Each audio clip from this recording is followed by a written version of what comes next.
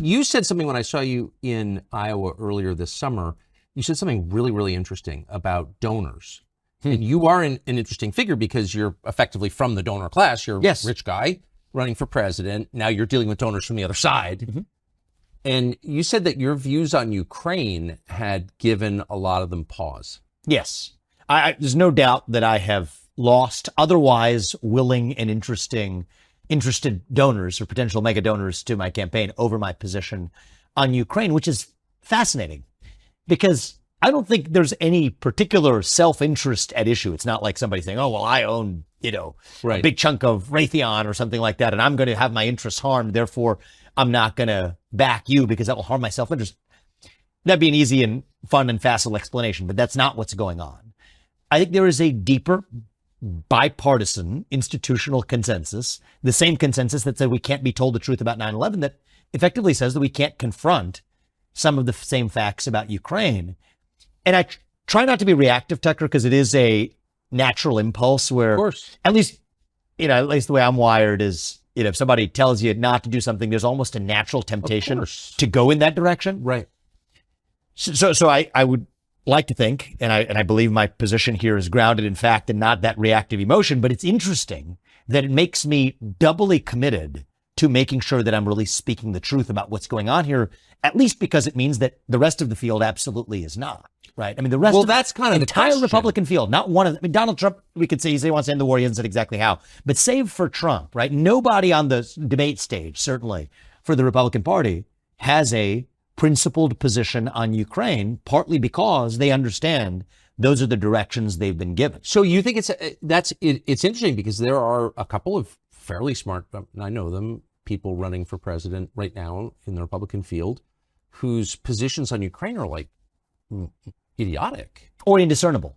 Right. They don't make sense. Some are idiotic. The idiotic one is just we have to arm them to the teeth, give them as much money as possible because we stand with Ukraine.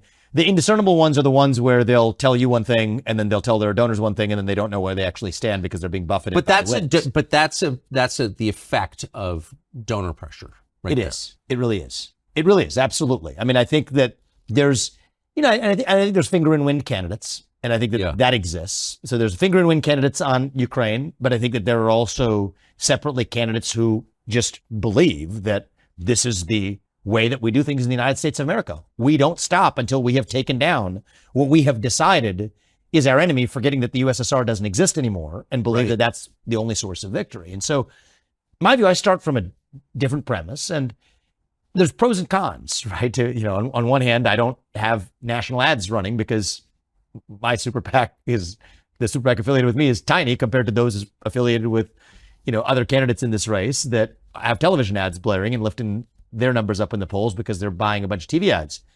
The flip side is I'm unconstrained by what I'm able to say. And that allows me to speak truth that a lot of people in this country recognize to be the truth, which is that we have no discernible national interest at issue in Ukraine. The truth is that as much as we will fetishize and debate the 1994 Budapest Memorandum, which the U.S. wrote, UK and Russia were also parties to it with Ukraine, which I believe we have more than fulfilled our obligations. You don't hear a peep about James Baker's 1990 commitment, his not 1 inch commitment to the NATO wouldn't expand 1 inch beyond Germany. No discussion of that. Against the backdrop of the reality that we face, which is we are driving Russia further into China's arms as we arm Ukraine, further strengthening what I see as the single greatest military threat that the United States certainly has faced since World War II. You could make a case that the United States has ever faced if you actually look at where this could be going.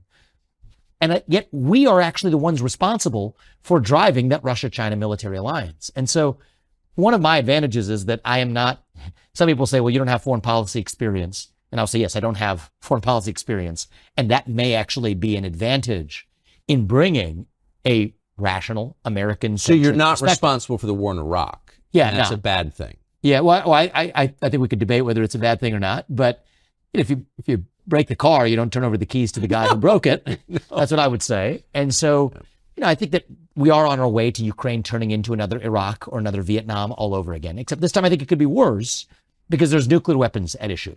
There's an alliance with China, an economy that we depend on for our modern way of life. that's also at issue. And the irony is, I think a lot of people today believe that somehow world leaders make their decisions by analogy. So Xi Jinping is going to say, oh, well, because Vladimir Putin walked away with a piece of Ukraine that he didn't have, that somehow means that by analogy, I'm going to be judged more favorably if I go after Taiwan and walk away with a piece of Taiwan that I didn't have. When I basically don't think that's how autocrats or any global leader should, or at least does, make decisions. To the contrary, I think what's actually more likely to happen is we're going to put Xi Jinping in a more likely position to go after Taiwan sooner, because he knows that Russia's in his camp, because they're in a more solid alliance. There's nothing we can do about it. Yeah, on Taiwan, you mean? Yeah. Yeah, I mean, I think that that's mostly right. Now, my view is, this is also another heresy that I think have recently managed to cross last night, which is that I think our commitments to go to war in that situation, or to at least even militarily engage in that situation, should change if it's before or after we have semiconductor independence in this country. Well, yeah.